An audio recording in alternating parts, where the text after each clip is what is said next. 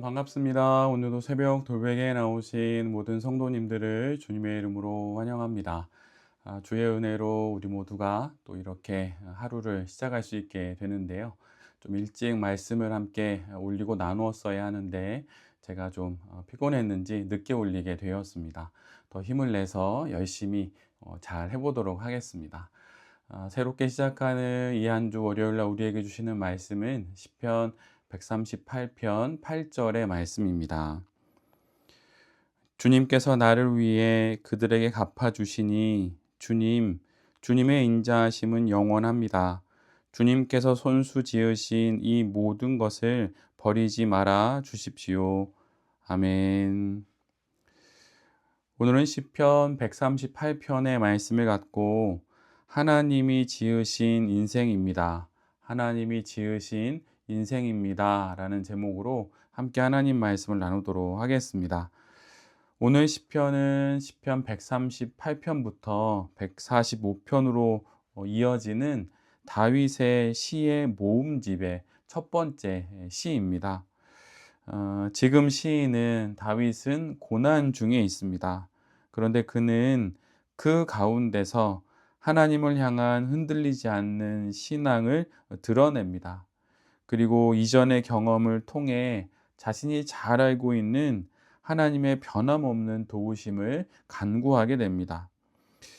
우리도 오늘 시인처럼 인생을 살아가며 여러 사연과 사건들을 만나면서 어려움을 겪습니다.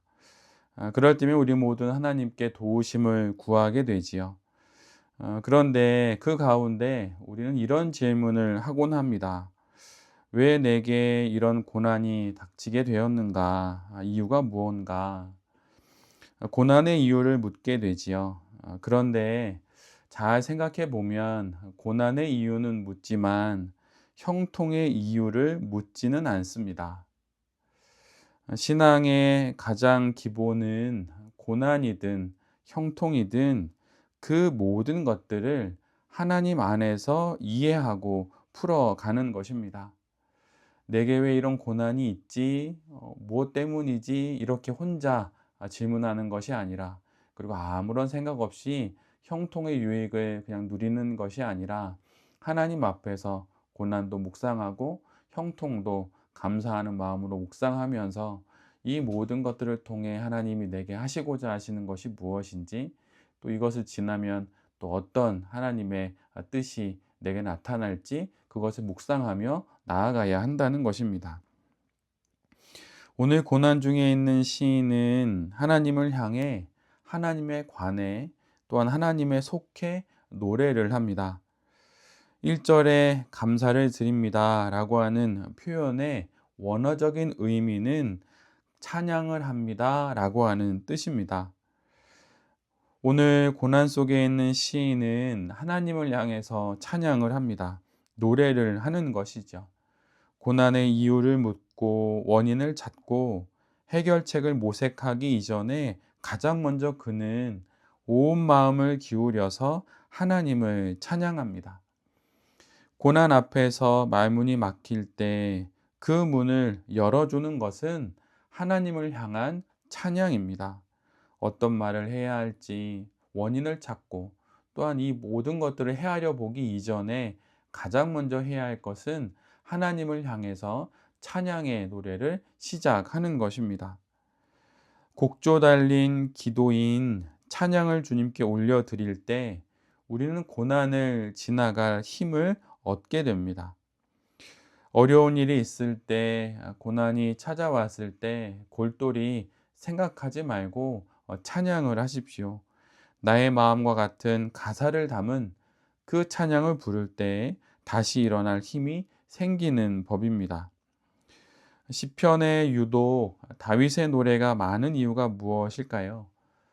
그것은 다윗이 말문이 턱턱 막히는 그런 인생을 많이 살았기 때문입니다.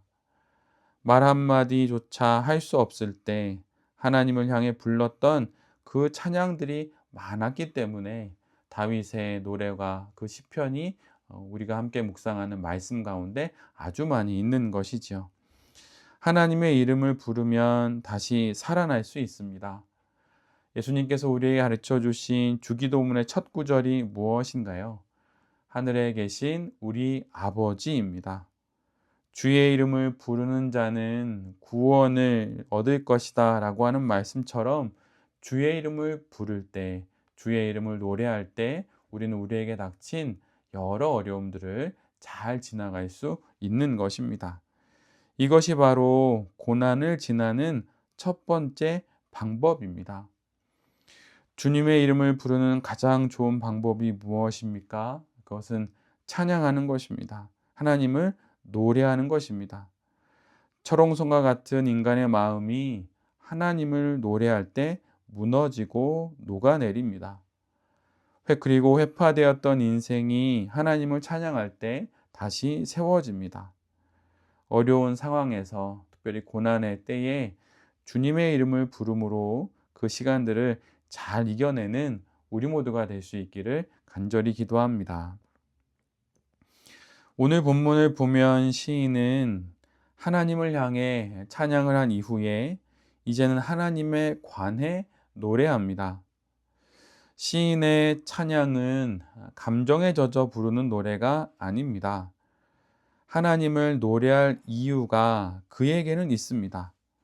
지금까지 살아온 인생 속에서 하나님이 하셨던 사건과 일들에 관한 기억이 그에게는 있습니다. 그래서 시인은 이제 하나님에 관하여서 노래를 하는 것이지요. 자신이 하나님을 노래하고 찬양하는 이유가 시인은 명확합니다. 그리고 그 내용은 하나님의 성품에 관한 것들입니다.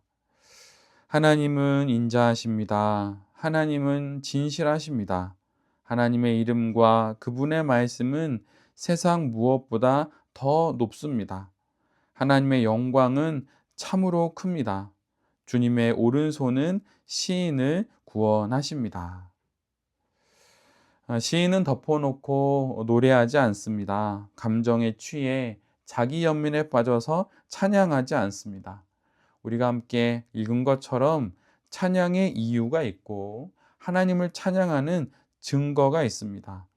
자신이 경험한 하나님의 놀라운 성품과 그분의 일들이 자신에게 있기 때문이고 또 그것을 기억하기 때문입니다. 신앙생활에 있어서 신학 공부가 중요할까요? 중요하지 않을까요? 사실은 중요한 의미가 있습니다. 유익한 면이 있다는 것이죠. 하나님을 아는 지식이 깊어질수록 하나님에 관하여 많이 알수록 하나님을 향한 찬양 소리는 더욱 높아지기 때문입니다.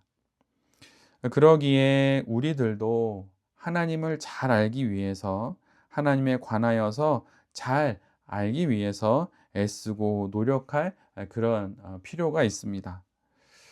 우리에게도 하나님을 찬양할 이유가 많지요. 인생을 뒤돌아보면 시인과 같은 고백을 우리 모두도 하게 됩니다.